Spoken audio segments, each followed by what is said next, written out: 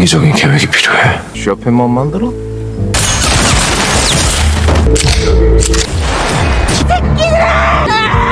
Hai guys, hari ini mari kita review A Shop for Killer episode 7 dan 8.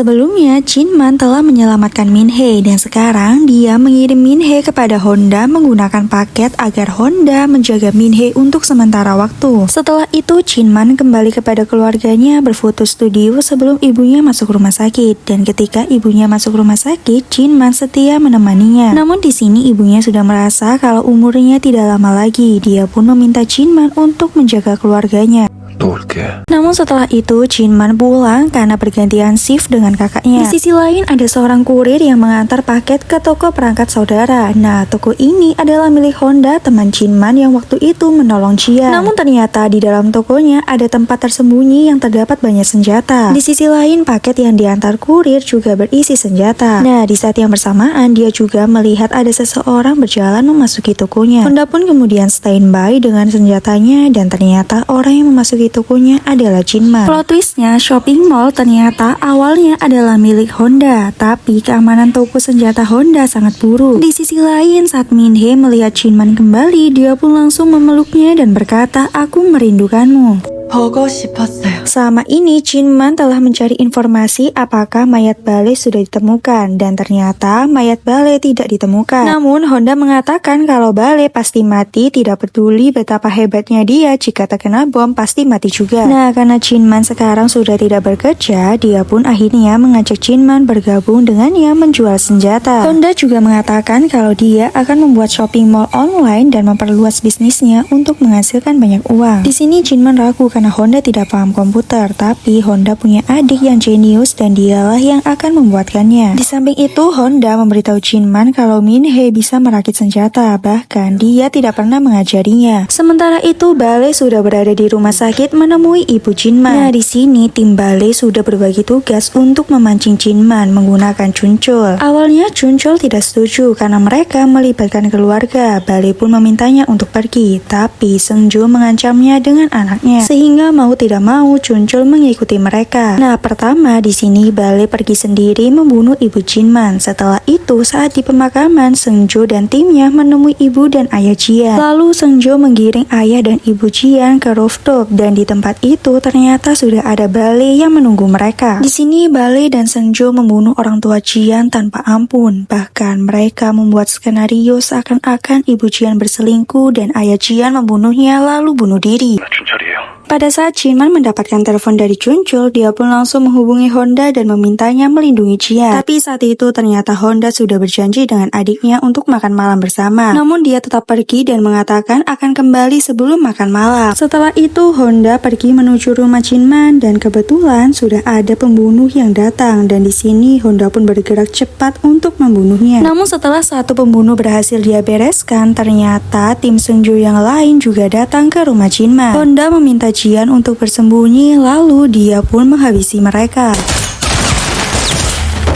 Sayangnya dalam perkelahian ini Honda tidak tahu bahwa ada satu orang yang masuk lagi, sehingga di sini Seungjo pun berhasil mengalahkan Honda dan dia memotong tangan Honda. Sementara itu Jinman yang dalam perjalanan ke makam dihadang mobil dan truk Babylon yang diketuai oleh Chuncul. Mereka pun menembaki mobil Jinman, tapi Chuncul sadar bahwa mobil Jinman anti peluru dan tak lama kemudian Jinman muncul dari belakang dan menembaki mereka.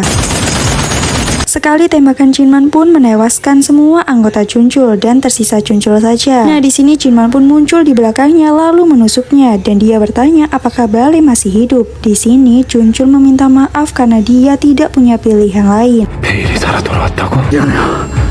나도 어쩔 수가 없었어요. Nah, tak lama kemudian ibu-ibu muncul di belakang mereka dan akan menembak Jinman. Namun Jinman menggunakan Chuncul sebagai tameng. Sementara itu di toko senjata Honda sudah digerebek anak buah Bale karena akan menangkap Min-hee. Untungnya saat itu Min-hee sudah bersembunyi, tapi dia mendengar mereka mengatakan bahwa Honda sudah dihabisi oleh Seungjo. Setelah mengetahui Honda terbunuh, di sini Min-hee menjadi sangat marah. Dia pun langsung menembaki mereka. Setelah itu Min-hee membawa beberapa senjata lalu dia membakar toko Honda. 이밍은 연아 폼으로 와이. Di tempat Pasin ada seseorang yang memasuki rumahnya, tapi ternyata dia adalah Jinman. Di sini Pasin pun mengobati luka Jinman. Namun setelah mengobatinya, Pasin pun mengusirnya karena dia sudah keluar dari Babylon dan tidak ingin terlibat dengan mereka. 전진만 일어났으면 잊을까. Sebelum pergi, Jinman meminta satu senjata kepada Pasin dan Pasin pun memberikan satu senjata untuk Jinman, tapi isinya hanya 13 peluru. Nah, setelah mendapatkan senjata dari Pasin, Jinman pun langsung pergi untuk menyelamatkan Jian.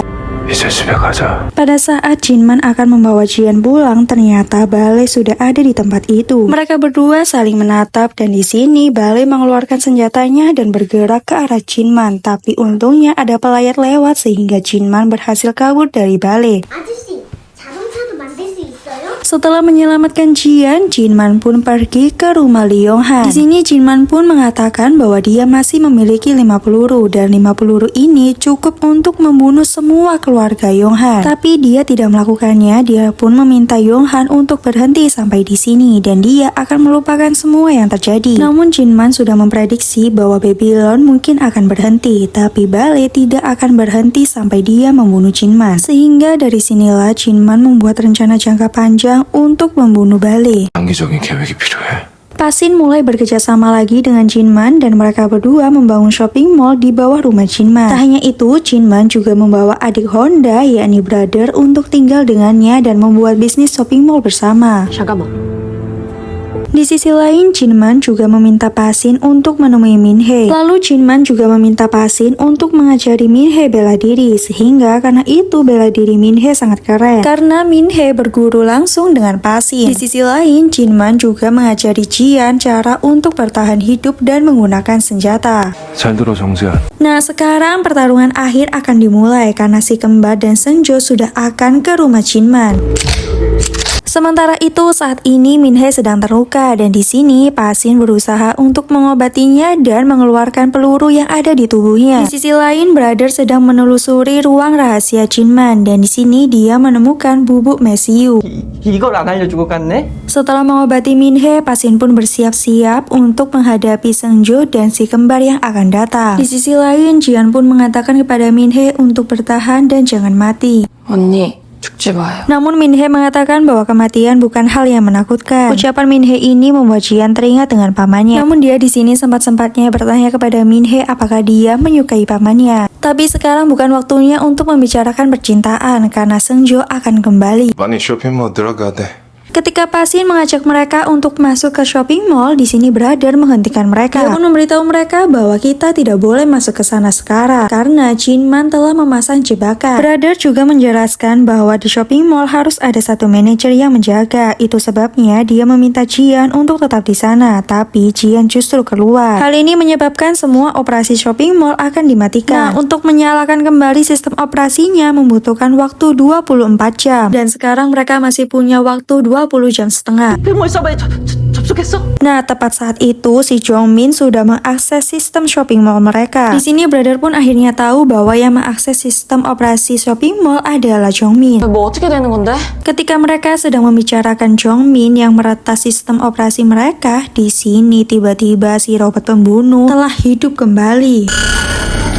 Robot pembunuh ini mengeluarkan suara yang bisa merusak telinga dan juga memecahkan kaca. Bahkan di sini Brother juga terjatuh pingsan. Namun di waktu yang bersamaan ini Senjo dan si kembar sudah datang menerobos pintu mereka. Nah, posisinya saat ini Jian ada di kamar mandi dan mobil Senjo menghalangi Minhe dan Pasin. Sehingga Jian bergegas mengambil pisau sebagai senjata untuk menghadapi Senjo sendiri. Di sisi lain, Minhe terkena tembakan lagi dari si kembar. Sehingga di sini Pasinlah yang akan melawan si kembar. Ketika Pasin bertarung dengan si kembar, di sini Jian harus bertarung sendirian dengan Senjo, tapi Senjo belum akan membunuhnya. 지금은 아저씨가 살려줄게.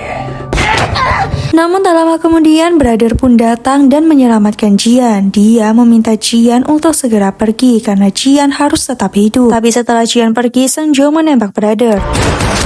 Jian melihat Pasin yang sedang menghajar si kembar, tapi di sisi lain saat si kembar satunya ingin mendekati Jian, Minhe pun menghalanginya dan meminta Jian untuk segera pergi. 도망가! Namun saat itu dia menendang luka Min-hee, tapi untungnya Pasin cepat datang dan mengajar si kembar. Setelah itu dia pun meminta Jian untuk cepat pergi.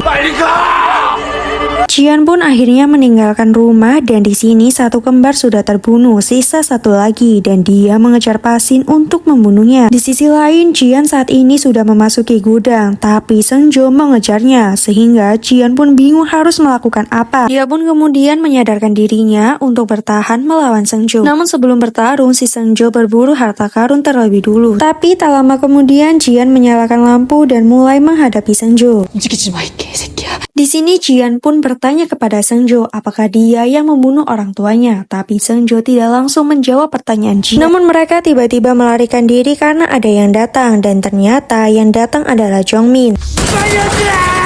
Seungjo pun bingung kepada Jongmin yang tiba-tiba menembak tidak jelas. Tapi di sini Jian memanfaatkan keadaan untuk bisa kabur dari Jongmin dan Seungjo. Di sisi lain, saat Jongmin kehabisan peluru, di sini Seungjo muncul dan langsung membunuhnya. Saat ini Jian sudah masuk ke shopping mall, tapi pelurunya juga menipis dan Seungjo juga sudah masuk ke shopping mall. Jian berusaha membuka gembok penyimpanan senjata, tapi tidak berhasil dan Seungjo sudah memanggilnya. 아따 이거를 Seungjo takjub ketika melihat senjata yang ada di shopping mall Jinman dan dia pun mengerti alasan Babylon ikut campur. Terlepas dari itu, dia pun kembali mengejar Jian lagi, tapi Jian berhasil menghindar darinya. 지안이 조심해라. Setelah itu, Seungjo meletakkan alat peledak dan di sini dia meminta maaf kepada Jian mengenai orang tuanya. Tapi dia juga memberitahu Jian kalau pamannya juga membunuh banyak orang karena mereka dulu satu tim. Di sini Seungjo mengatakan bahwa timnya sudah seperti keluarga dan pamannya menghancurkan semuanya.